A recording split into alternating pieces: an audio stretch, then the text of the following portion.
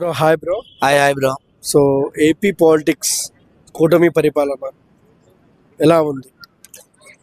కూటమి ప్రభుత్వం పరిపాలన చాలా బాగుంది. ఎందుకంటే సెంట్రల్ గవర్నమెంట్ కూడా ప్రత్యేక హోదాను దృష్టిలో పెట్టుకొని రాష్ట్ర విభజన తర్వాత రాజధాని లేదని చెప్పేసి సెంట్రల్ గవర్నమెంట్ నుంచి కూడా రాష్ట్ర ప్రభుత్వాలు కూటమి ప్రభుత్వము కూడా మంచి సెంట్రల్తోని డబ్బులు కూడా ఇప్పించడము చాలా మంచి విషయము. చాలా అంటే చాలా పరిపాలన చేస్తారు.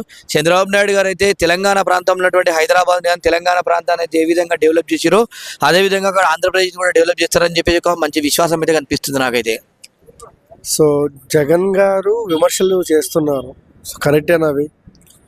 ప్రతిపక్షంలో ఉన్నప్పుడు 100% ప్రజలకు ఎలాంటి ఇబ్బంది జరుగుతున్నప్పుడు 100% మాట్లాడాల్సిన బాధ్యత ప్రతిపక్ష నాయకుడు ఉంది. కాబట్టి మంచిగా ప్రజల కోసము వారు గవర్నమెంట్ చేసేటువంటి నిర్ణయాలు కానీ గవర్నమెంట్ ఇచ్చినటువంటి హామీలు కానీ నెరవేర్చకుంటే కంపల్సరీ ప్రతిపక్ష నాయకుడు కొట్లాడితేనే రాబోయే రోజుల్లో మంచి భవిష్యత్తు ఉంటుందని చెప్పి తెలియజేస్తున్నా.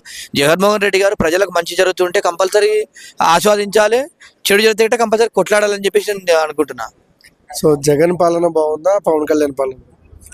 చంద్రబాబు నాయుడు గారి పరిపాలన బాగుంటుందండి. ఎందుకంటే చంద్రబాబు నాయుడు గారు ఒక విజన్ ఉన్నటువంటి నాయకుడు. ఇలా భారతదేశంలో ఒక బెస్ట్ సీఎం అంటే చంద్రబాబు నాయుడు గారు. అతన్ని మించినటువంటి లీడర్ అయితే ఎవరు లేరు. ఎందుకంటే ఇలా తెలంగాణ ప్రాంతాన్ని ఇంత మంచి అభివృద్ధి చేశారు, హైదరాబాద్ ప్రాంతాన్ని ఇలా తెలంగాణ భారతదేశంలో ఇలా ఐటీ రంగము ఇలా ఇంత డెవలప్ అవ్వడానికి కూడా కారణము ఇలా మన హైదరాబాద్కు ఐటీ రంగం ఇంత డెవలప్ అవ్వడం కారణం చంద్రబాబు నాయుడు గారు. ప్రపంచంలో ఎక్కడ లేనటువంటి బిల్ క్లింటన్ కూడా ఇలా తీసుకురావడం జరిగింది ఇలా హైదరాబాద్ కంటే. ఆయన గొప్ప స్ఫూర్తిని ఇలా ఇలా హైదరాబాద్ తెలంగాణ ప్రాంతం ఇంత అభివృద్ధి చెందింది.